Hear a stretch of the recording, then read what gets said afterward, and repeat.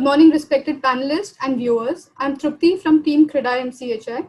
Welcome to the 18th episode of CRIDAI MCHI webinar, Key to Lockdown, powered by Deconic and Godavari Paints. The key to lockdown is staying connected. I also take this opportunity to thank and express our gratitude towards everyone working at the front line and helping us stay safe. Our doctors, police forces, Swachhata workers, people providing us with continuous supply of food and milk, our volunteers, government officers, and everyone risking their lives for us. There is a very special announcement. BJS, Desh Apnaye, and CRIDAI MCHI forged a strong partnership in Mumbai to battle COVID-19. BJS started mobile dispensary seva in Pune on 1st April and have scaled it up to 74 dispensaries to various cities in the country. They have successfully treated over 1 lakh patients by providing doorstep health checkup, facility and treatment along with free medicines. And I must tell you, the entire checkup process is contactless. They're using thermal meters to check the temperature. They're using another meters to check the pulses. All the three organizations, that is BJS, BJS, Desh Apnaye and CRIDAI MCHI, have pledged to come forward and start maximum number of mobile dispensaries for the benefit of citizens of Mumbai amongst this pandemic. Within a week, we plan to start 50 dispensaries in Mumbai and then 50 more to make it 100 very quickly. We need support from all those who represent different stratas of society for this humongous project. Thank you so much. I also request Dharmesh sir. So can you please say something about this, about our efforts and what we look forward from the attendees and overall participants and members? Thank you everyone. Just to give a quick 2-minute brief. Clearly, one of the big worries that the entire health system of the country has is that if the cases increase, the existing systems are going to get overwhelmed. The simple thought process behind this initiative was that if all the minor ailments can be taken care of at the doorstep, they don't come and overload health system. And luckily, 1 lakh patients over the last 20-25 days in various locations of the country have been treated, and we have a very similar target in mind. So on a daily basis, one dispensary can treat about 150 patients, and the target treat about anywhere between 250,000 upwards patients in the city of Mumbai. Substantially help the existing system. Two, we also screen people who are COVID suspects to those patients. Then we are also experimenting with mobile X-ray clinics, so that again patients can be screened even for their X-rays. That's something we are still working on. But again, as I said, it's just a simple initiative to help the existing system. I think is worth doing and experimenting, and we look forward to this initiative. Once again, thank you. Over to you, Trupti and the team.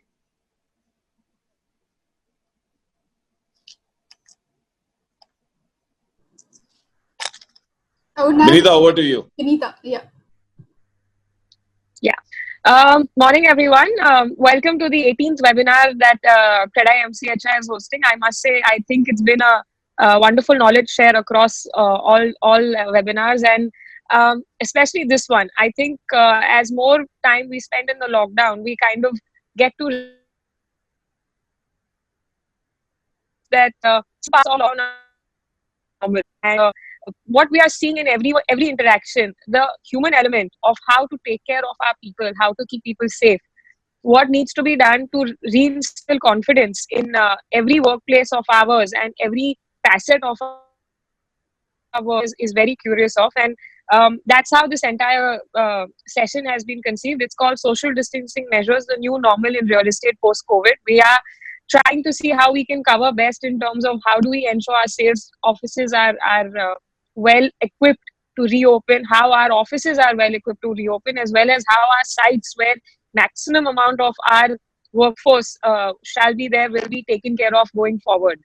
And it's extremely heartwarming to have a fabulous panel with us, starting off with Anshuman Magazine, who is the chairman and CEO of CBRE India, Southeast Asia, Middle East, and Africa.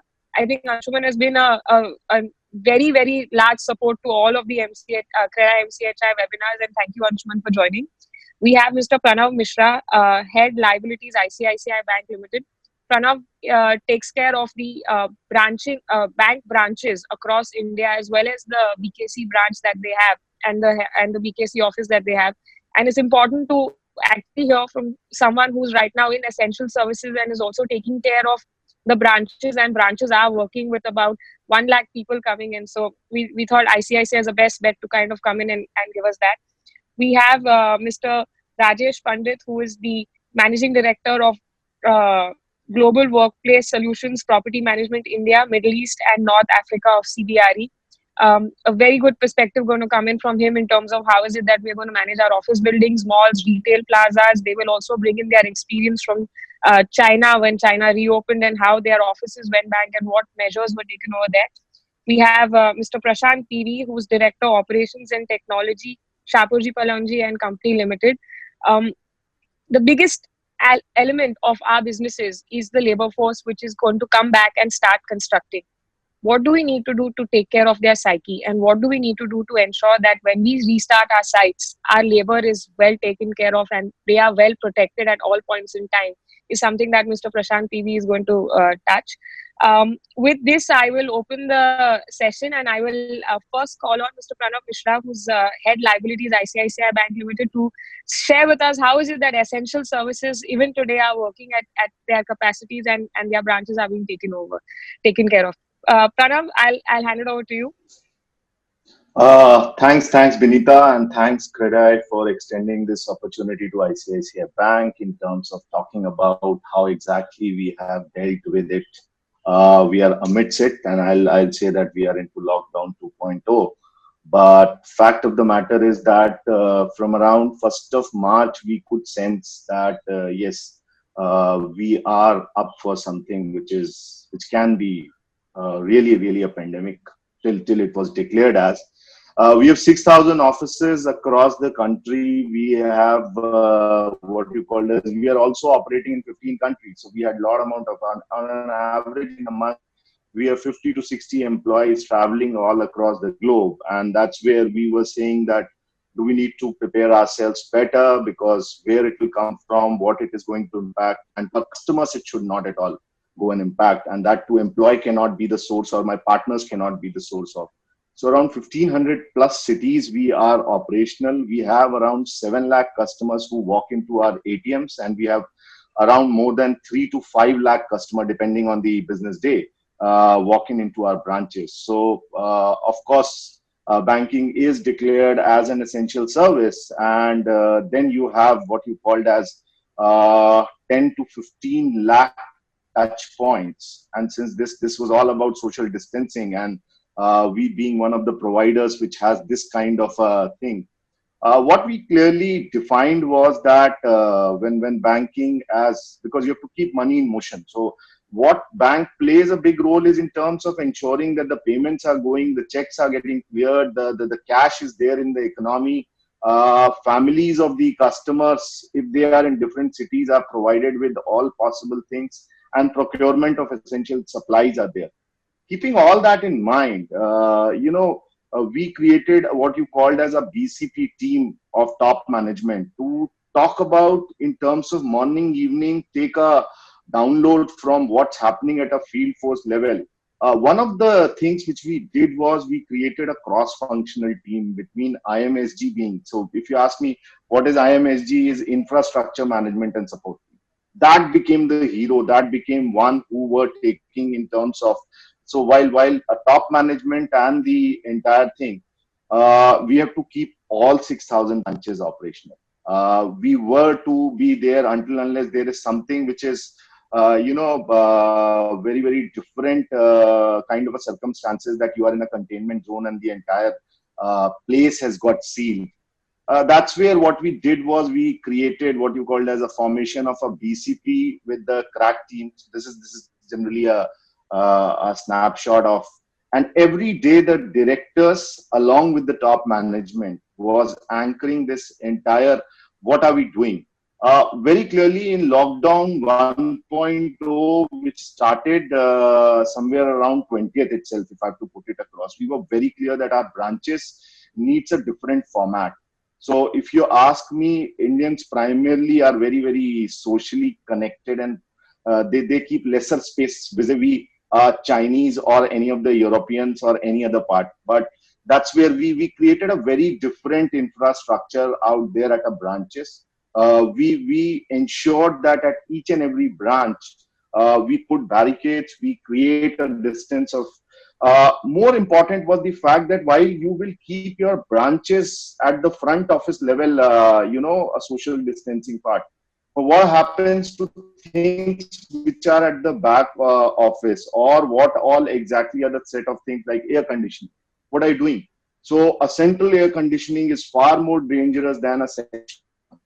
So at our PKC towers, which is 12, we saw that, okay, 11th and 10th floor are the ones which has only cubicles and have separate AC units. So we made that operational while the entire 9 floors were shut down, so that there is no way, no chance that we get infected by air conditioning itself. Printers, I'm giving you very granular details of printers, urinals, all those were the micro stuff which we could. ATM could have been a super spreader because there the metal is quite a lot, and that is where we said that it has to be sanitized twice or thrice.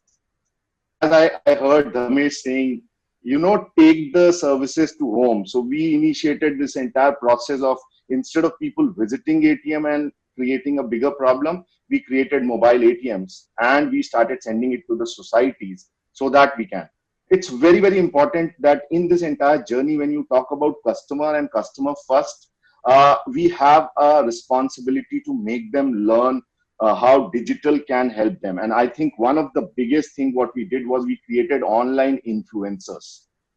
These online influencers were proactively calling upon all those set of customers who are higher in walking to the branches to tell them what iMobile is, what internet banking is all about, so that you can create this social distance proactively than once they come to the branch and teach them. So that's where we tried that high on cash, high on payments, high on government payments. Can we encourage them to go digital than encourage them? And simultaneously, what we did was, one of the biggest thing was our guards. Our security guards are the ones who are the most exposed ones. We tried to station them back so that they don't go back home and then can bring that particular thing. So that was another way in which we tried to take care of them so that they take care of us during the day. So this was certain number of very clear-cut staff precautions, units. Also, my teller counters generally. So what, if you look at over the last 2 decades, the teller counter where cash used to get disposed were brought down in terms of height. You have to increase the height of those cash counters so that the social distancing is increased. So while one is the distance from, so the height also we increased in order to ensure that we give the best possible service to the client without creating any kind of panic in them. But simultaneously also, what we did was we were very clear about that customer comes first and we have to serve under any circumstances. But take care of employees, and that's where, even when visiting a branch, we tried providing masks to the customers who are not coming with masks. So it's a 8 rupees, 10 rupee item, but please, if you take care of that, what you are doing is you are literally. Then lockdown 2.0, we connected and communicated. We said, you stay back home. As far as your entertainment is concerned, we will create something called as an indoor idol. And we said that you can post your entries, and what we were learning was we were just watching what is happening in WhatsApp, what's happening on Instagram, and what's happening. So I think a so, low, mo strategy. So stands for social, low stands for local, mo stands for mobile. on all these platforms, when we were seeing consumer behaving in a manner, we were capturing and providing solutions towards it, which were more making their banking also digital, and also ensuring that from a physical how migration can easily happen. Like medicines from senior citizen, we tied up with MedLife, we tied up with Practo, doing that particular thing, so that the senior citizens do not go out and then get prone to, they are more prone to this particular kind of thing. Also, we took all our digital and they're right at the top to ensure that customer focus through digital to discourage our brand. I think there are enough and much examples to learn from. So if you have to put it across, SARS out there in Southeast Asia led towards Alibaba, and the growth which happened, you all know how exactly from where to where they went. So that's where. And then coming on to corporate social responsibility, I was hearing from Dharmendra, the fact that as a group, we are big in terms of, and that's where we proactively co-opt with district administration and police officials to ensure that we are able to give lot amount of sanitizer in I'll say kiloliters, and provide as much as possible, because that will really make, and what we utilized is we have something called as ICICI Bank mask manufacturers. So I think very clearly top management involvement, proactively getting on a morning evening huddle towards it.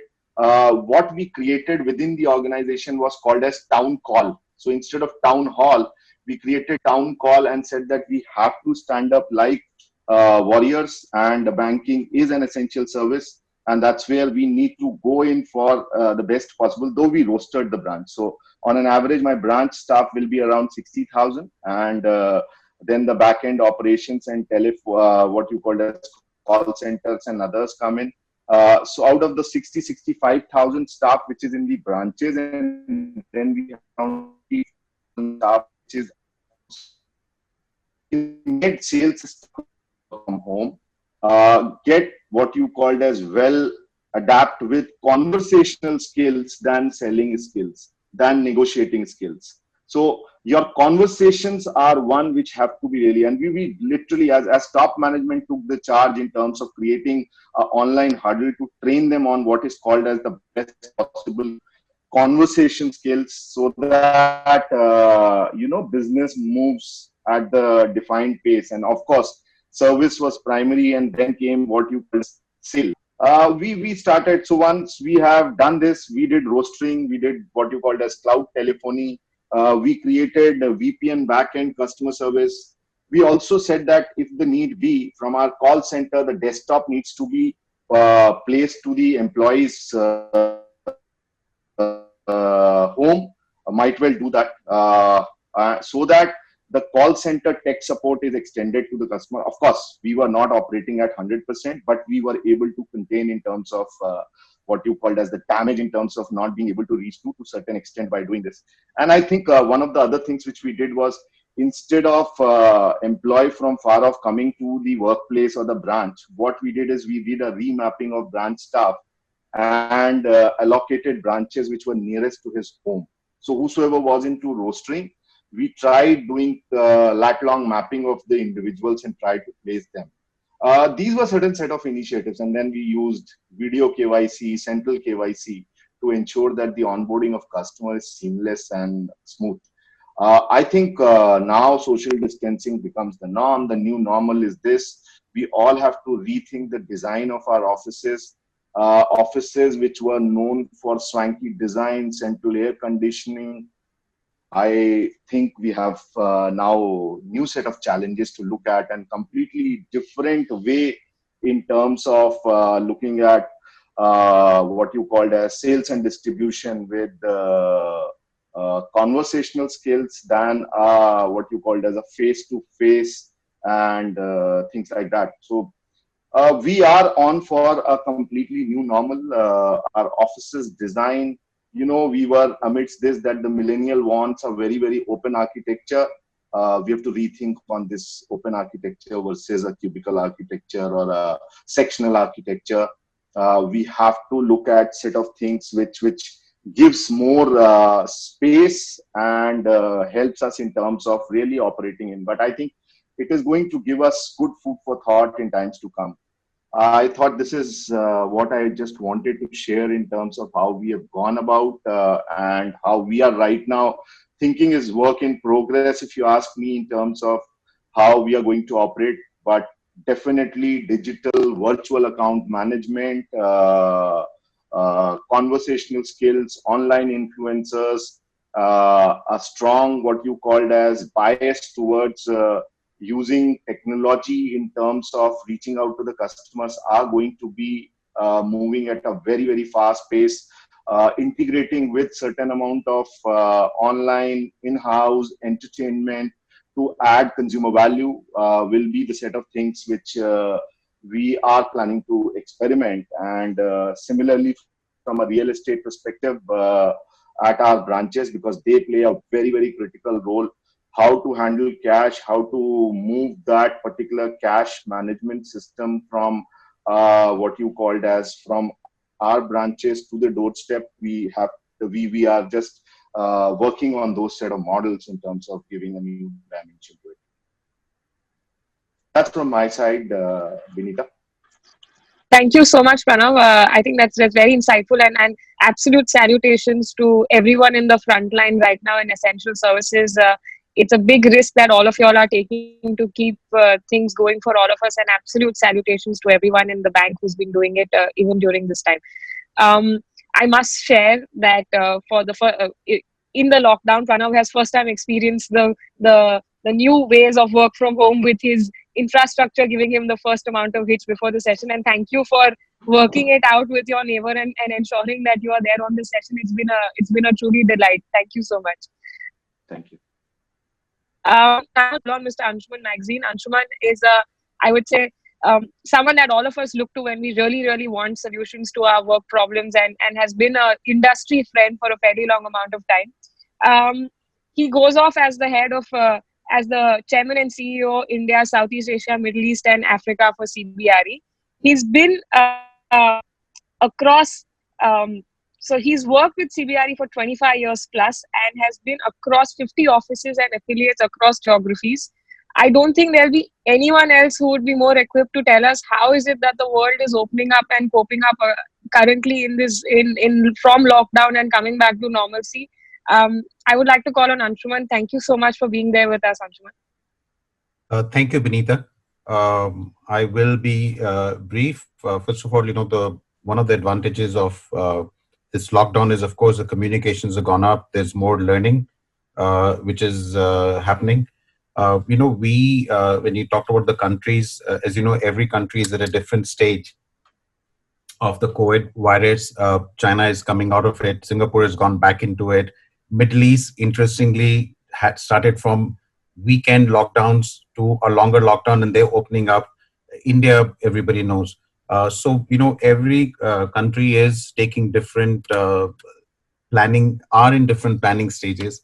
However, it seems like sitting in India that this lockdown is never going to end. It is going to end, obviously. We will be back in the office, and this is the right time to plan and make sure that we can execute well when we get back.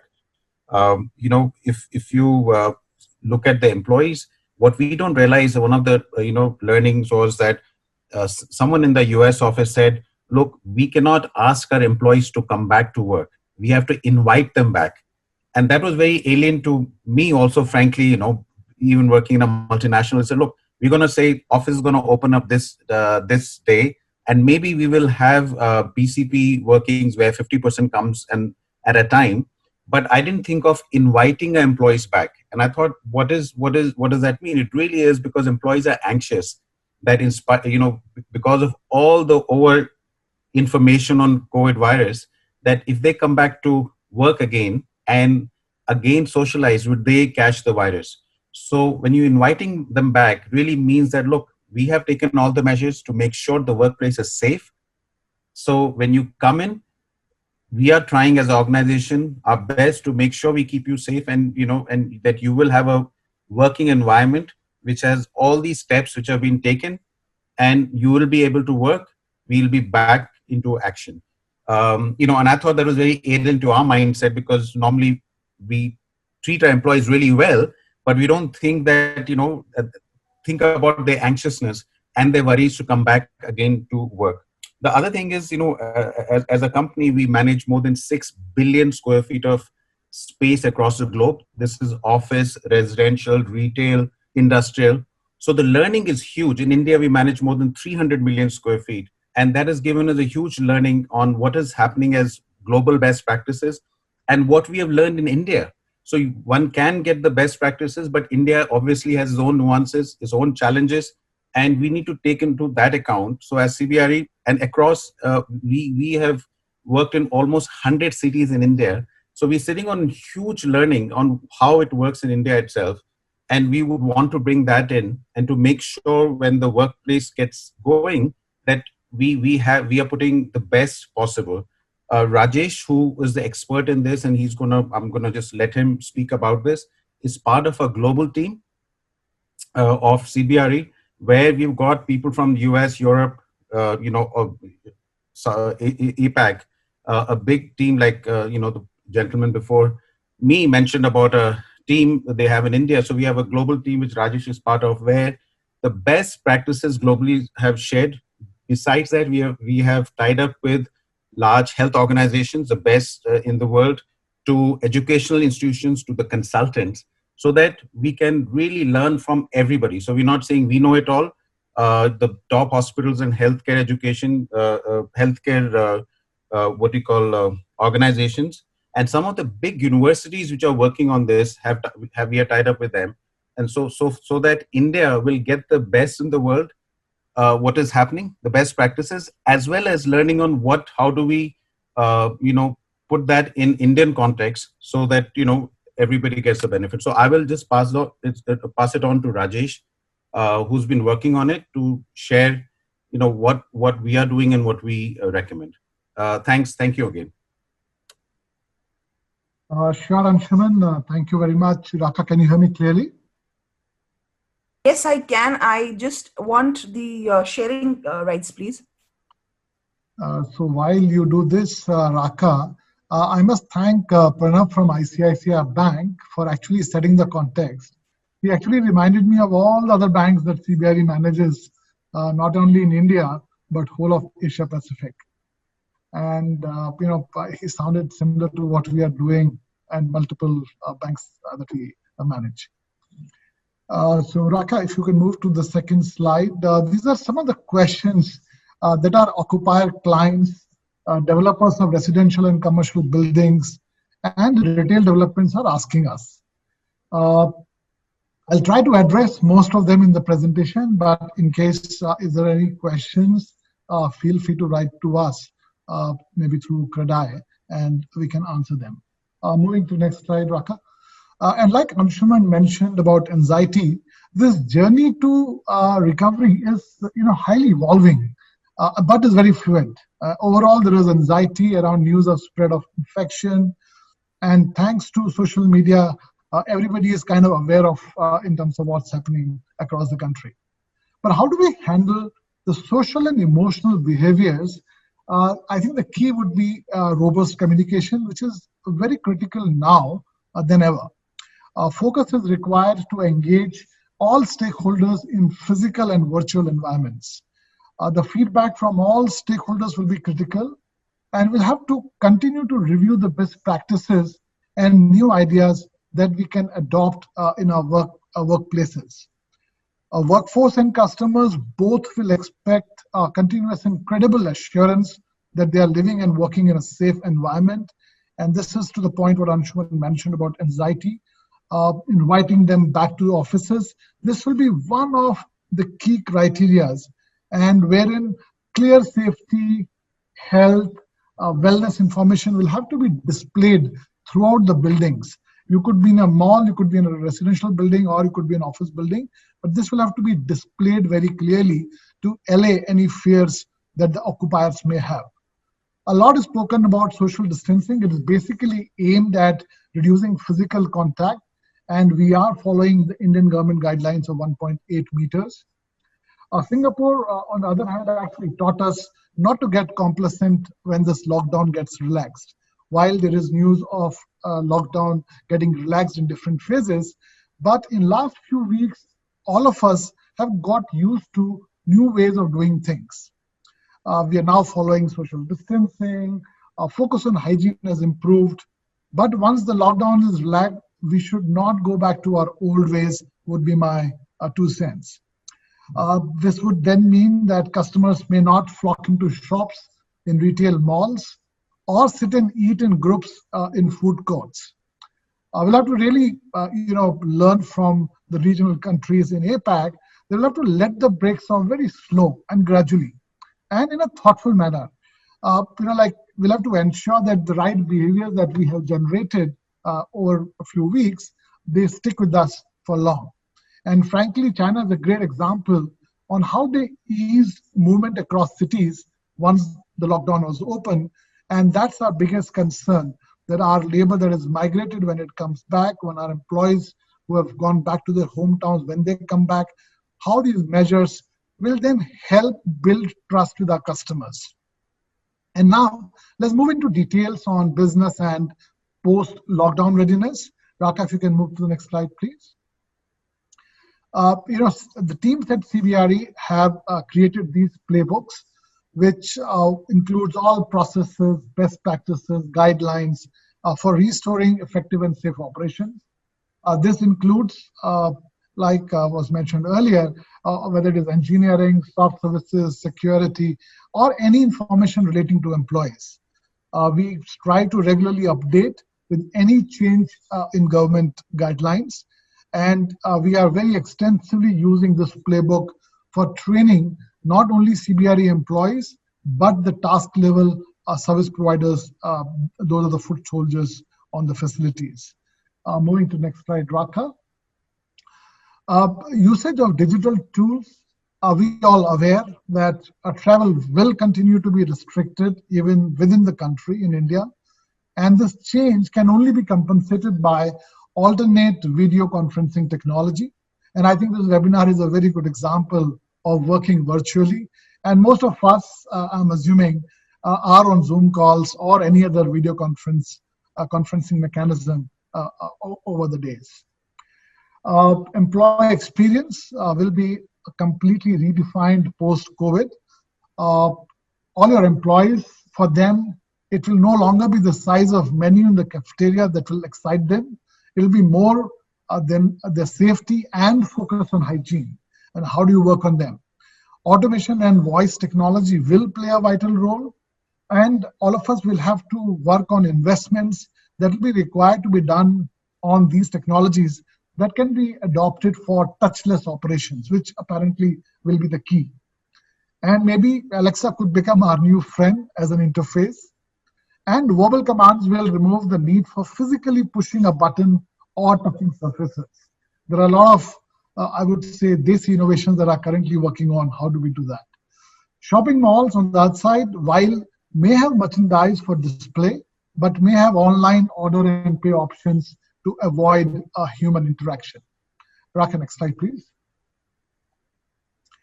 You may have heard of, there are multiple examples globally wherein robots are used for visitor management, and they can now be used for non-contact temperature measurement. This will obviously avoid any chances of infections. Thermal imaging cameras is another option by which human temperatures can be monitored real-time online. It can actually raise alerts for any abnormal body temperatures. Next slide, Raka. Robotic cleaning, we've been using them in very, very limited manner for lobbies and conference rooms at offices and residences in some cases. My guess is that it is expected to gain more popularity. This demand will then make it more affordable because it's slightly expensive at this point in time. But my assumption is as the demand grows, they'll be able to make it more price sensitive.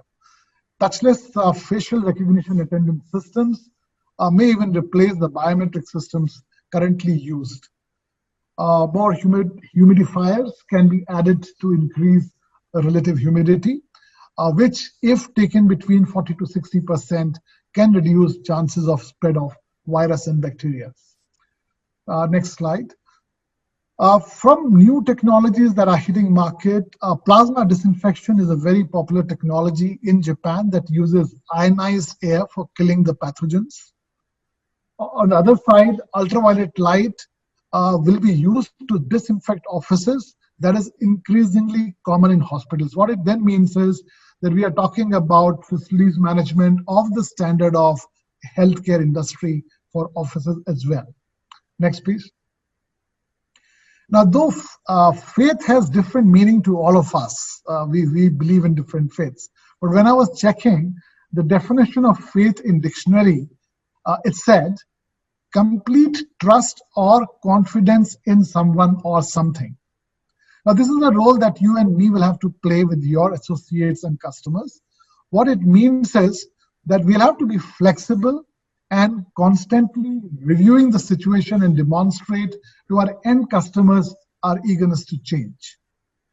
We'll have to make associates and clients aware of the measures initiated by the organizations. We'll have to inspire associates and clients to adopt safe practices through multiple communication channels to give them the feeling that they are in a safe place. And I think that will be the key. We'll also be required to communicate and demonstrate full transparency in our actions.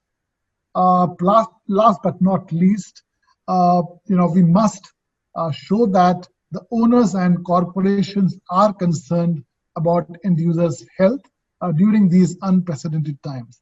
And in my guess, that this will be the mantra for future. Go to next slide, Praful. Next, please. Now, recently, CBRE had conducted a survey, and we found that at that point, 71% of the employees had strong preferences to have better office environments. And I mean, I can't even say that this is the easiest time that will be the most valid in the current situation. Moving to next. As we prepare to start up, there is uncertainty ahead of us, and we'll have to really plan with full confidence. Some of the best practices to consider during reoccupancy phase, while we are readying our facilities to welcome our employees and customers, could be installing hand sanitizers at multiple places, or maybe creating temperature isolation rooms, and even using more disinfectants. We'll also need to prepare to disinfect and restore utilities which may not have been used for a few weeks now. We don't have to only plan for sourcing of the PPEs, but more importantly, create processes for their disposal. This is actually equivalent to handling biohazard waste and needs spatial attention. Careful considerations and customized plan, if not carefully planned, can really fuel second wave of infections. And I think that is the biggest worry that we have. And all of this can definitely be achieved through proper communication programs. Next, please. From an air circulations in offices perspective, we are obviously going by the guidelines which is recommended by ISHRAE and ASHRAE standards. While there is no conclusive evidence that COVID is an airborne disease, but whatever we are doing will qualify as preventive measures. We need to keep a close watch, monitor the indoor air quality more than what we were doing earlier. And our recommendation is to have maximum fresh air ventilation in all closed environments. It could be offices, or it could be even malls for that matter. We also recommend that we educate and encourage acceptance of having higher temperatures, higher than 24 degrees. Currently, if you were to go in any office premise, it will be 23 plus minus 1, for example. We are now talking about making it higher than 24. And like I said earlier, we'll have to have relative humidity between 40 to 70%, which will then hopefully not let the bacteria and virus to survive. I'll move to next, please. As a mechanical engineer myself, I know, and some of you who are engineers on the call will understand the importance of abiding by protocols for electrical, HVAC, plumbing systems. And as an example, the facilities that have not been used will have to now replenish stale water from chillers and condenser circuits. And also from an fire alarm systems, how do we normalize those systems so that we can clear and all trouble alarms. Next, please. As recommended by MHA, we need to continuously screen temperature of people entering and exit our premises. We need to have a documented visitor policy. Entry of personnel who may be unwell are actually a health risk for people who are in those buildings or even customers in shopping centers, for example. It will be advisable to avoid additional visitors entering offices or residential buildings, basically to discourage movement of people unless, till the time the situation normalizes. CBRE also recommends to have declaration forms for visitors and employees, basically to track their travel history, which can then be used for contact tracing in case if there was any spread of infection. Next, please. We heard of social distancing. I think social distancing is the only recognized way of stopping the virus to spread. Creating different kind of markings, will definitely help maintain appropriate distancing and can be used as safe zones. Now, whether you're making those markings in your lift capsules or you're making in cafeterias where more and more people go, or even entering to shops in a shopping mall, or even parking areas for that matter. So we need to keep our distances there. Next, please. Now, all these years, our aim was to densify offices, but now is the time in terms of figuring out how do we de-densify to create the physical distancing that we now need to have. Till now, our current practice has been to do more with less space. But to avoid community transmissions, we'll really need to adopt segregated approach in team formations. Anshuman mentioned in the beginning about split teams. Basically, from a concept perspective, split teams A and B is done mainly to isolate one group from another to avoid contamination of space. These teams then would alternate. For example, team A would work in office and team B will work remotely, and then they would change week on week. If you see the blue and red colors, between one team also we can have, like the blue and pink, for example, that you're looking at. Could be dedicated areas for flexibility and ability to track. It's actually important to keep teams separated in order to minimize the risk, because in case if one person was infected, there's a possibility that a larger workforce can get infected at any point in time. Next, please. Now, office spaces will have to be re-looked at, maybe altered in order for people to feel safe. This possibly could mean a reversal of open office trend. We may have to consider suspending at least temporarily hot desking for fixed seating arrangements. This is basically to ensure that in case if there was any spread, you could trace the contact. Some ways, as you see on the screen, is how workstations can be de-densified. And in my view, one easy practical way is to remove chairs from alternate workstations. Signages obviously will be the best options to guide people to follow the protocols. And you can then indicate new capacities. For example, if it's an 8-seater room, how do you make it 4-seater? So you can put posters at various places for educating employees. In future, in my view, safety will be inherently based in the design in the long term, while whatever we are talking about are short and mid-term measures, but the future designing will obviously take care of what we are talking about. Next, please. While as service providers or owners or customers, you may be planning, for example, to ramp up cleaning protocols to make your sites ready for employees to come in. But it is very critical at this point that the employees and customers will also have to change their behaviors on how they will use these buildings in future.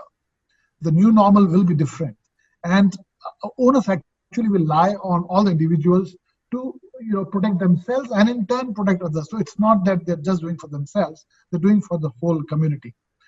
However, there's also a possibility, which is spoken about, that there may be lack of trust among people. People may not trust their own colleagues in case if they are carriers in some form. And there are examples from China, for example, wherein a real-time record of temperature is used as a formal proof of sound health, wherein there are apps. It can tell you what is your body temperature for last 2 weeks or 4 weeks to at least certify that you are healthy enough to be moving around. In offices, we can provide alcohol wipes so that they can sanitize the workspaces before occupation. We can disinfect all the workplaces and common areas, which will be the key for personal safety and then to avoid transmission of these viruses. However, the change that will now happen is that the sanitization will have to be done frequently for all frequently touched surfaces. What we would plan earlier as 1 shift or 2 shifts now will have to be frequently sanitized every couple of hours. We'll have to reinforce good hygiene practices. And as you see, there will be multiple touchless solutions for washrooms, for example. But while we are talking about hand washing as a preventive measure, we foresee risk of overcrowding in washrooms and coming in close proximity to people due to smaller areas. So we'll have to figure out, how do we execute this on ground? Next, please. Transportation is another area. Most of the employees and contractors may have to avoid public transport, especially at peak times, because that's a high risk and potential source of infection. On the other hand, the vehicles are provided by owners or corporations used for transporting their employees should not be allowed to function more than 30 to 40% capacity. This will obviously increase cost, but this will be, from a social distancing perspective, one of the ways in transportation. While we'll have to disinfect on the completion of every trip, but we'll have to completely sanitize vehicles once every week. There are some examples which we have seen in Singapore and China, wherein they are creating a physical barrier between the passengers and drivers by placing a PVC sheet. It's a very basic idea, but this is how they are doing to create the barrier. Next slide, please. A large part of our business also depends on residential sites. Next, please. And, we all know there are 3 universal forces: earth, water, and air, which is a huge responsibility for people like you and me, basically to drive our sustainability initiatives. But then there's a 4th force that also plays a critical role in ensuring success on this front. And the 4th force in the residential segment is the Condominium Association, the so-called RWA. Now, RWA are now represented by younger professionals. It is no more people who are retired, but these are younger professionals who are wanting to contribute, and they're also wanting to spend the right price to get value and higher service levels similar to what they are used to getting in their own offices. In fact, I was talking to one client, and I was surprised that, there were comments that occupants were making that now that they're seeing work from home as a new normal, they're now exploring ideas like, wanting to change one closet to a working area, or maybe even reconfigure parts of the house to be more functional work from home. And while, I'm trying to be on this webinar, I'm just trying to figure out if my dog doesn't come from behind, or maybe my kitchen noise doesn't come into the webinar. So moving to next. Now, while most of us have been working from home, but unlike offices, hundreds of my colleagues have sacrificed their personal well-being and have preferred to stay closer to their customers in the condominiums that CBRE is managing across the country. However, there is a flip side as well. Sometimes our task level staff had to also face love and affection of police forces while coming to work. They've taken charge and are now instrumental in interacting with local governing bodies, and we're basically ensuring all the guidelines that are issued by various state authorities and also the central government. Most of our sites now we're preferring to use infrared thermometers, basically to screen proper temperatures at entry and exit. However, during these times, when we all know that people are not able to move within the cities, we are managing cleaning and specific sanitization procedures with skeleton teams, and that's something wherein people will have to understand that how in different times we have to react differently. Moving to next slide. I mean, since we manage multiple facilities in residential, we've also had chances wherein there were positive COVID cases in the buildings managed. And how do you, communicate properly and handle anxieties of fellow residents is one challenge that we have faced. Groceries tie-up, Pranav also spoke about. They were all planned, made available. I have examples of multiple complimentary emails coming from senior citizens on how my colleagues helped them, supplied groceries to their residences. And of course, this was not part of the contract. Now, what has happened is in this process, by doing all these measures, they've actually built trust with the customers of our customers. In a nutshell, I would like to say that they have done everything for the residents so that they are able to work from home. Next slide, please. Ideas that you are seeing on screen are basic innovations. There are site staff have come up with very limited resources available on site. In my view, this is truly the Indian jugaad, and I'm quite sure that once we come out of this lockdown, there will be specific measures to create these jugaads into right innovations. Next, please. I'm quite sure, and I did speak in between a few times, that this lockdown has given us feeling of helplessness and has created anxiety. Most of us, at least I have not gone out of my house for last many weeks. But during these times, our colleagues came up with innovative ideas on engaging between the communities we manage. Whether it is celebrating birthdays on a common platform or even conducting talent and comedy shows, which basically gives smiles on the faces of the residents. In one case, I heard that they were playing Tambola through WhatsApp group. I'm actually tempted to play next time, and we'll figure out how it works out. Next, please. Now, for our residential business, we have created these playbooks, with COVID procedures. We are reviewing it periodically through our subject matter experts, so that any change that are floated by the government are incorporated on the sites. And this is a Bible that we're using for most of our clients. Next slide, please. Now, from our cleaning protocols perspective, obviously, we have now redefined focus on sanitization and frequencies for cleaning. And like I said in the beginning, we have to do this at this point in time with skeleton teams, but when the new teams comes in, they are then trained on these sanitization procedures. And obviously, depending upon high traffic areas or low traffic areas, you are then classifying them in terms of how they have to be cleaned and when they have to be cleaned. Next, please. Now, unlike commercial buildings, in residential projects, most of the engineering equipment, although are in use, but these are the times that we'll have to train our technicians in using the right PPEs, whether it is a mask or gloves, using hand sanitizers, and then disposing them properly. Most of us know that this is not something that we are culturally used to, and we'll have to work on that as well. Next, please.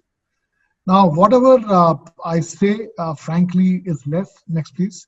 The entire CBRE family is thankful to various government bodies, healthcare workers, police and task forces, and essential services providers who've actually gone beyond their call of duty to make life easy for most of us.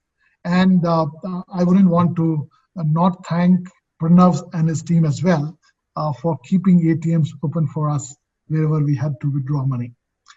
Next, please. I'm getting countless appreciation mails from residents and developers. That only demonstrates, in my view, when the going gets tough, the tough gets going.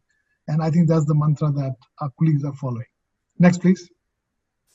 Next, please. Yeah. The facility managers are our real heroes who have made CBRE proud. In true sense, they've actually lived the true meaning of the 4 letters of CBRE, which, by the way, I have coined that myself, which says contributions beyond regular expectations. So that will be my presentation. I'm happy to answer any queries after the webinar, and CREDAI can give you our email ID. Thank you, Vinita. Over to you.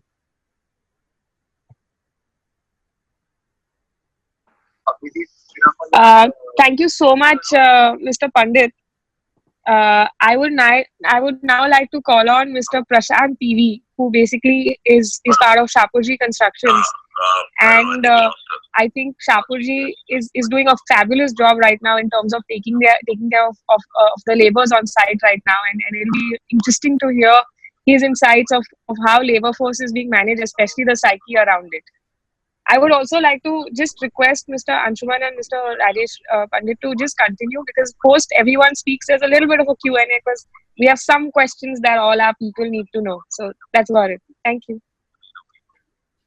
Thank you, Vinita. It's indeed a pleasure for me to be part of this webinar and share my thoughts. And we are a construction company, and we are the front end of the project delivery system.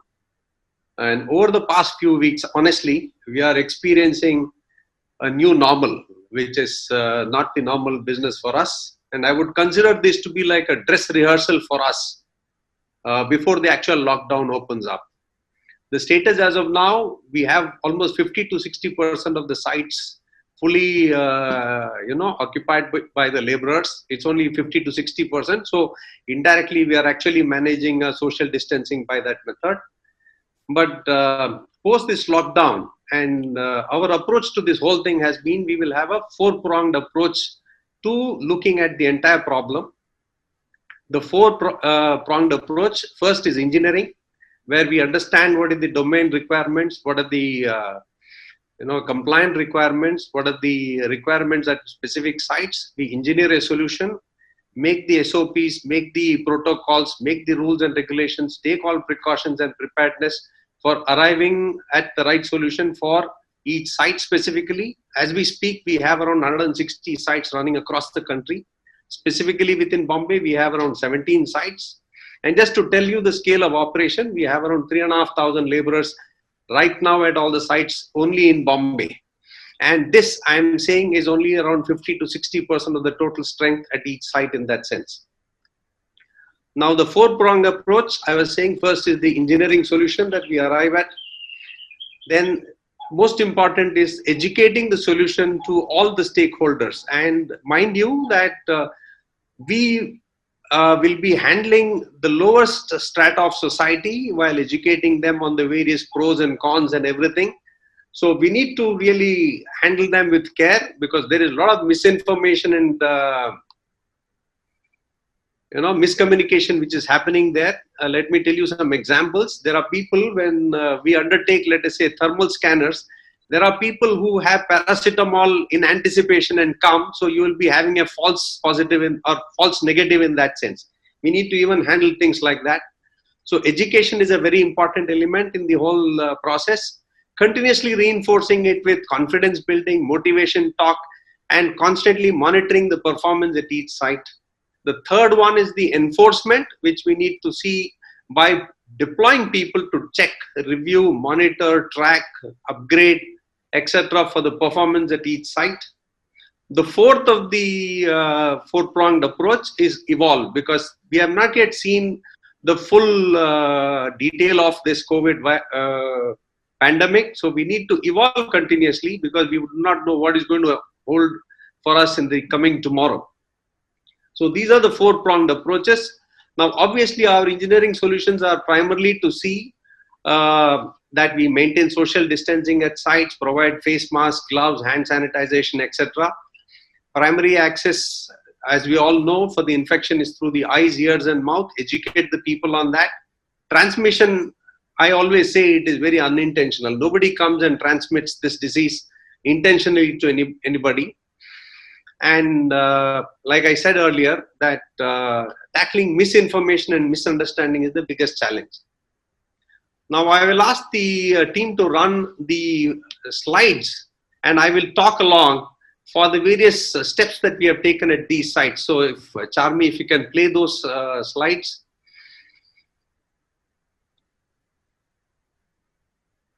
Yeah. So starting, I'm taking the very, very basic things. This is not the end all of it. So we start with temperature screening or thermal scanning of all the people. We conduct toolbox talks, motivate the people, and constantly engage with them. The challenge that we have here, because of the various rumors which are happening in the social media, we have this constant fear that people want to run away from the labor camps. And that's a big challenge, because it will not only cause problems to us, but to the public at large. So these are one of the challenges that we have. So we constantly engage with them, give motivational talks. We even have a situation in the current situation where people from their homes speak through, let us say, the Microsoft Teams, and these are broadcast at the site through microphones. We have been able to do that successfully. So we have motivational talks not only at the site team, but from the head offices and the regional offices, to encourage people to stay and build confidence in them. Because their biggest worry, first and foremost, is the lack of work and lack of money, which we also ensure by giving them the timely payment, ensuring food and other essential supplies at site from time to time. Can you move to the next slide, please? Hello, Charmi, next slide. Yeah. So starting off with basic things like, these are all facts and figures actually happening at site, because I'm just not telling what we propose to do. These are things which are presently performing at site at various places. Distribution of face mask, sanitation kits, also keep kirana store kind of things. In some places within the sites where the site logistics does not permit us, we have tied up with the local shops, extended credit to all the workers there, so they can go and pick up the essentials from there. While doing that also, we need to ensure that only one of the whole crowd one person from the whole crowd goes across, not the whole crowd moving out on the streets. So there are restrictions at the gate, which allows specific people who will go pick up these rations and essentials and bring back to the site. In most cases, we are trying to provide food. There has been a government initiative also on this, which is called the Atal Ahar Yojana, which is not free lunch. Basically, it's a subsidized lunch, which is by the government initiative. At the ₹5 per lunch, we are able to provide them. So we are making facilities and arrangement for getting all these lunches at, this of course requires a BOCW registration of the labor camp and the people to be eligible for this kind of lunch. So rather than making them cook and create an unhygienic situation, wherever possible, we try to get them prepared food, in the absence of which we always provide rations to them and facilitate them to not move out of the site. And even if there are ingress into site by people, we stagger the entry. We keep them in isolation rather than in groups. These are some of the steps that we are taking. Yeah, next slide, please. Disinfection, which was covered by, I think, Rajesh also. So vehicle disinfection. We have got an emergency response team at each site. Only they are allowed to move outside of the site. Otherwise, most of the team, including the safety, including the labor, are all housed within the site in that sense. And we get these people, whoever has to travel outside on compulsion, they go out and come in these specific vehicles, not using public transport. When they come back, again, we segregate them. We don't allow them to move into the site in one go. We socially distance them even while they are traveling. We also have isolation rooms at our sites, which are the photographs at the bottom. Next. The next slide, please. We have doctors visiting regularly and fumigation in sight of all the facilities within the site. Next, please. Apart from the regular doctors that we have, we also try to create awareness camps and health checkup by visiting doctors and paramedics, which we have arranged at all sites. So these people come and additionally reinforce our measures within the site so that nobody is untraced and nobody is not checked through for any symptoms of any of these kind of illness. Yeah, next please.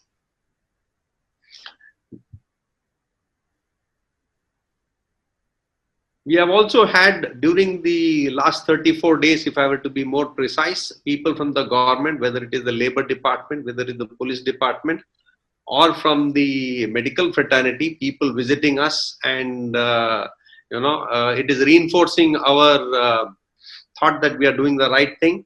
And then they have had very good comments on the progress that we have made on all the fronts at sites.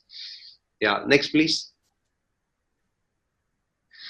Yeah, this is for the measures that we have taken at site, but let me also tell you that we have not yet seen the full-blown effect of this because there are a lot of unknowns still which we need to fathom. Right now, like I said, the strength at each of the labor camp is around 50 to 60%, plus they are restricted in their activities within the labor camp. We have still not seen them when they come onto the site. What are the challenges which we need to evolve as we progress across?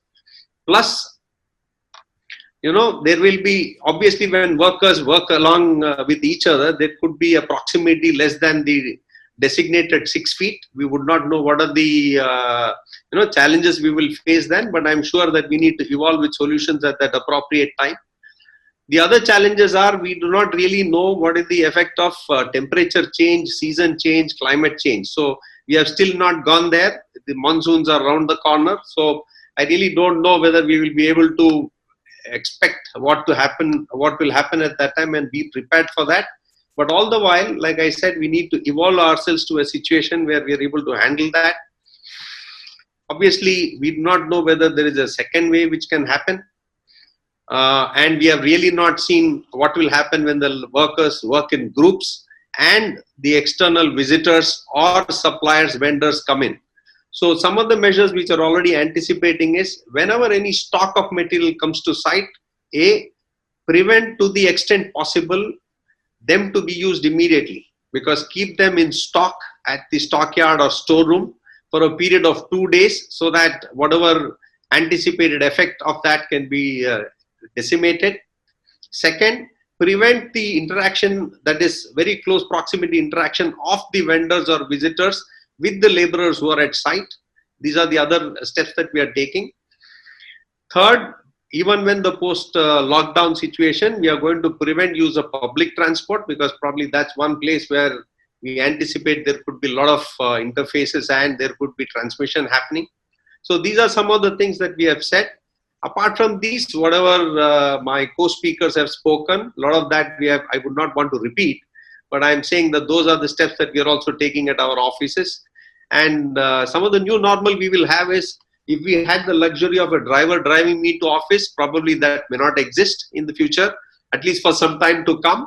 And even if they are being used, obviously we will have to keep them under close control, because I would not know where my driver would go. So we are having provisions like rooms where the drivers will be housed, and they will not be allowed to go out from there, because finally it is the monkey man thinking, so we could not prevent what he can do post he leaves his, call of duty. So we'll have to be very careful of the consequences, what will happen when he goes off from the work, and he could be carrying the virus back to us. So these are some of the few steps, and I would end my talk with this, and willing to, more than happy to answer the question and answers as they happen. Thank you. Thank you so much, Mr. Prashant, and thank you all the three panelists. I think everyone is extremely enlightened to see these PPTs and to see the work that everyone has been doing to keep their employees and laborers safe. I'm going to start off with Pranav. Pranav, managing 1 lakh people coming to work every day and also taking care of their well-being. Have there been any situations where you all have had to jump in and had a COVID patient, and how did you guys take care of that patient? And what kind of measures were taken, including contact tracing and for the teams to kind of get up on speed on that? Yeah. And partners and then youth support staff have had 2 incidences, and one of our sales officer, which on 5th March, was found positive somewhere around 14th of April. So the gap of around 16 odd days. However, the branch which he has visited, since we have a very, very strong, so while in terms of attendance and other things, we generally have this card through which one swipes it in the branch and then comes to know. But since we have put so much amount of restriction, we enabled our digital attendance system. And on what is called as Universe on the Move at ICICI Bank, we could figure out, trace which all systems he had access to and what all things. We were able to quarantine him, family, put him into what we call Hills Hospital. The entire, and I'll take my BCP team, which is the top management team, got into action. And then what I said, the heroes are our IMSG, which is infrastructure management group, along with HR, got into action, got in quarantine, placed him into the hospital. Good part is today as we are, and he is being tested now negative. So that's where, this is something. The second case, which was a guard at our branch, was found, what we called as his son. We tried to figure out that he had a temperature on a day, and we could figure out. And that's where, again, since we are doing a morning, evening reporting of every branch has to give updates, we were able to, again, contain it to the extent of 2. And simultaneously, what we did was our entire staff was told that just in case if you have even a single case in your building or you fall into a containment zone, just let us know. And that is where we will ensure that he is not part of any of the rostering which we are doing, a branch or the corporate office level. So these were things. So if you ask me, with a 10 lakh touch points, which have come down significantly to an extent of 4-5 lakh, but it is still 4-5 lakh. We have had only 2 instances over the last 45-50 days span. That's nice to know. Can I just bring in Anshuman? Anshuman, China is coming back. And Singapore has a lockdown, and I mean has extended their lockdown. How have offices managed, I would say, confidence in employees to bring them back? Because I think there's a lot of fear for anyone to kind of put themselves out and risk that entire space to come into office. How do you manage people's confidence to get them back to work and say everything is safe, don't worry, we are here for you? I think, first of all, like I mentioned a bit earlier also, is that we follow BCP practices, which is business continuity practices, where even if the lockdown, and this is what we plan to do in India also, that even if the lockdown opens up and the government allows one day for everybody to get back to work, we will, in Singapore, and this is what's happening in China, that they will will only allow half of the staff to come at a time, and so to give them comfort that it will be really, they will have continue to get the social distancing. They will be only half the people, at least if not less, at a time. Number 2 is, of course, giving confidence to them that we are following everything in possible. So even in Singapore and China, it's and coming to India also, that before you enter any building, be it a factory, office, residential, in some cases, there are all the precautions from disinfectant tunnels to temperature checks to inside, like Rajesh mentioned, cleaning, deep cleaning, all kinds of things which are going to happen to make sure that, and everybody wears a mask, gloves wherever, wherever applicable, even things like, the meeting rooms. I mean, it's as simple as, just making sure that the meeting rooms are not utilized the way they were utilized before, where everybody just gets in and sits there. And so all of this put together, and communicating is the key, because a lot of times what happens is, you may do all this, are you communicating? And one of the things, this is great that we're having this call now, so that, like, I'd mentioned earlier that, we need to plan properly to make sure that we execute it to perfection when office is open, and not wait for that time. And what we are doing everywhere, be it China and Singapore, making sure there's communication happening, a little bit use of technology. In Singapore, as you know, every employer, everybody has a app which the Singapore government has connected every citizen, and every morning there's an update. We're doing similar for offices, for our own employees, that they get an update regularly, and what the company is doing, what the government is doing, what else precautions they need to do, any questions they have. So communication and transparent communication is the key. And regular, consistent communication is the key to give employees the comfort that the organization, even the state, in this case, the municipality, whatever, they're doing their best to keep them safe. And hopefully that will encourage them to come back.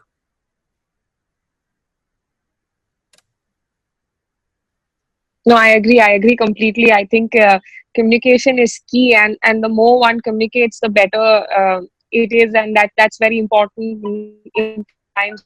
I'm just going to get Rajesh back online, because I think everyone's extremely impressed by the app and work that CBRE has been doing, even right now in for their sites.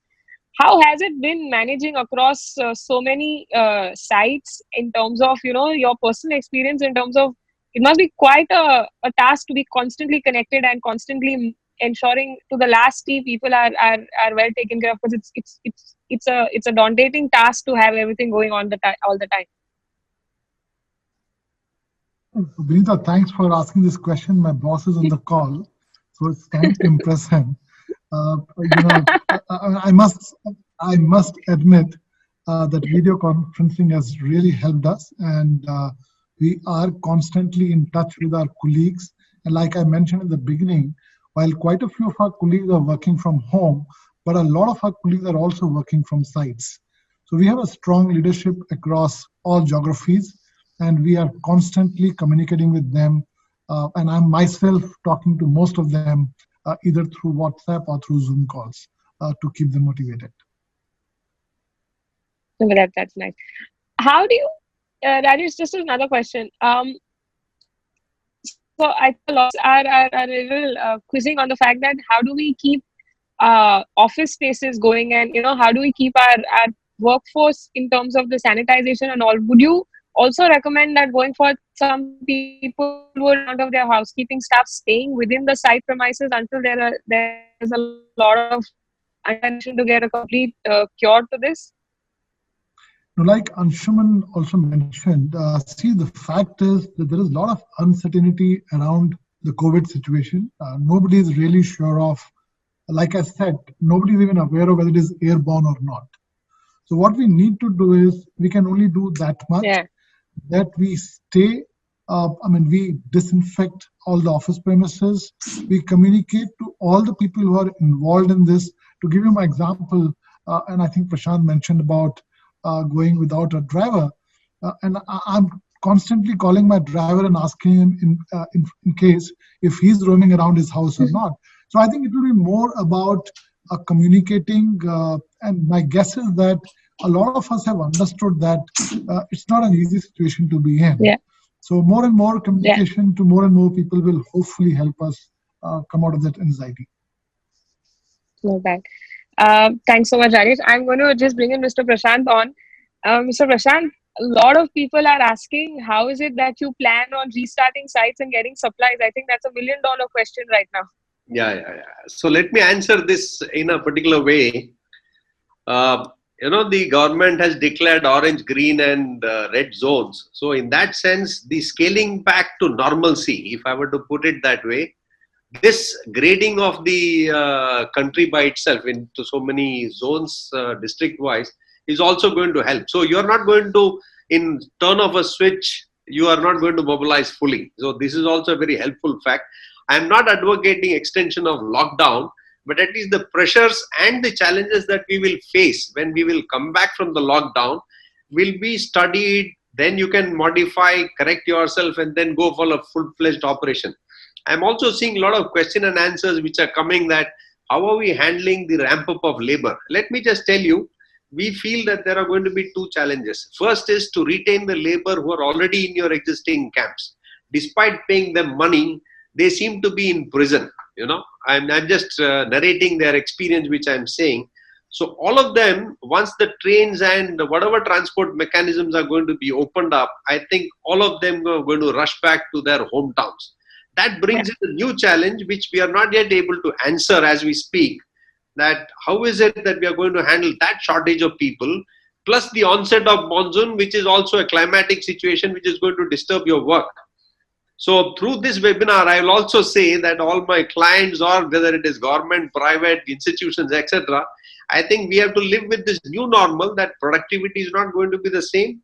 The price at which the work will get done is also not going to be the same, because people are talking that your office, if you're renting out 1,000 square feet office and you are planning to house 5 people, now suddenly you want, or I'm saying if you're housing 10 people, now you need to house 5 people. The rent is going to be divided by 5 people. So these are the new normal. I'm not sure that whether all of this is going to come into your building norms in that sense. If we find a cure, I have another opinion about this. If we find a cure and a solution, then a lot of these can be discounted and diluted also, in my opinion. Yeah. So your answer to the question as to how will the labor come back? Honestly, we also do not have the answers, but we are trying our best to retain the 50 or 60% labor strength that we have right now at sites, encouraging them, paying them on time, giving food, making them comfortable. But like I said, their mind is theirs, so they can at any time choose to go back. Yeah. No, I agree. I agree completely with you. I actually will put all 4 of you all on the spot right now, and one closing comment or one closing, I would say, remark that you want to tell everyone listening to you guys right now in terms of what they should practice, or one thing that you feel in this lockdown has really changed the way you look at work going forward. Pranav, can we start with you? So my take is that if you're an employee, just learn a new skill. And I think this entire WebEx, video conferencing, the kind of meetings which we have been doing has kept all our sensory organs working. So generally sitting in a boardroom and doing a meeting, we may get indulged into a mobile phone call, WhatsApp exchange. But I think this is really playing a far more stronger, and I've seen my employees giving better productivity. So my take is that Nice. just learn new skill, and especially whatever can be digital, as well as what you call as we should be very thankful to the fact that what space we have, we need to keep it very, very hygiene, and we need to ensure that nobody gets infected who comes in contact with us. Okay. Anshuman, can we get some words of wisdom from you? Well, hardly wisdom, but I would say that, one thing what this whole COVID-19 is going to do, I feel, is get people to become humble, because I think, especially the younger generation, I would say, or it could be everybody, why pick up the younger generation, that, India has been seeing, at least in the cities, a lot of growth, etc. And we sort of forgot that things normally in life just don't go at a constant positive, and everything, we'll be growing every year in perpetuity. These things happen in life. So it's humbling. It's also not taking things for granted. And most important, that we need to be prepared for something like this, or, some incident to happen where, which is out of our control. So I think this is a great learning. The biggest positive out of COVID-19 going forward would be that hopefully we'll be better prepared for bad times. Make sure that when the good times are there, we don't take them for granted. And that itself will help us hopefully improve our health infrastructure, our digital or communication infrastructure, and we will value. And the most important thing I think is people will be more grateful and value what they have. Sounds really nice. Rajesh, what would you want to tell us? No, I think we'll have to definitely accept the new normal. I saw a lot of chats when people are saying, how will we do it? How will we not do it? The fact is, there's a new normal and we'll have to accept that. And I'll go back to my quote that I used earlier. When the going gets tough, the tough gets going. Mr. Prashant, last words from you?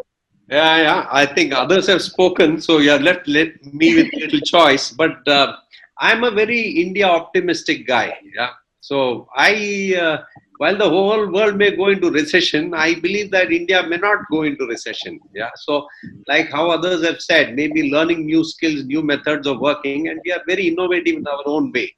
So the IT sector could go into, finding out solutions for how you can have contactless transactions. That is one. The construction industries could go into more mechanization and more productive kind of output now that labor is going to be scarce by this. I'm not saying by this as a specific event, but also generally the labor was becoming scarce. So we'll have to become more less labor intensive and more mechanized working. Plus, it could also lead to more modern methods of construction and, which can be more prefab and more factory-built solutions could come out of this as a outcome of this pandemic in that sense. So I'm very hopeful that India will take these lessons forward, not that this is the end of it, and hope that things happen for the best in the future, for India as a country. Thank you. That sounds really nice. Now I will call on Mr. Rajiv Jain to give the vote of thanks for this wonderful session. Yeah, thank you so much, Benita. Well, I really thank all the speakers. Thank you so much for enlightening us on the new normal and the social distancing today, which is of key importance. Special thanks, Pranav Mishra, for giving key information on how cross-functional team offices are working, online influencers, and customer connect on digital which is really important today. ICICI is managing almost 1 lakh employees and 7 lakh ATM visitors currently. And also small things like, how shutting down central AC is of most important at current times. Special thanks to Anshuman CBRE for sharing learning from across 100 cities and 6 billion, office spaces worldwide. Thank you so much, Anshuman. Rajesh from CBRE, thank you so much for, again, throwing key importance of how they made the playbook for employees and how importance of touchless operation and technology is playing, part in the current world. Also, robotic cleaning, which is expensive, but that's the future, and how densifying offices is of key importance in today's time. Finally, Prashant, thank you so much for coming from Shapoorji Pallonji, who's managing almost 160 sites across India and 3 lakh employees, laborers, sorry, and how their 4-cone approach, is really, helping them keep the current times under control, which is engineering, education, and enforcement.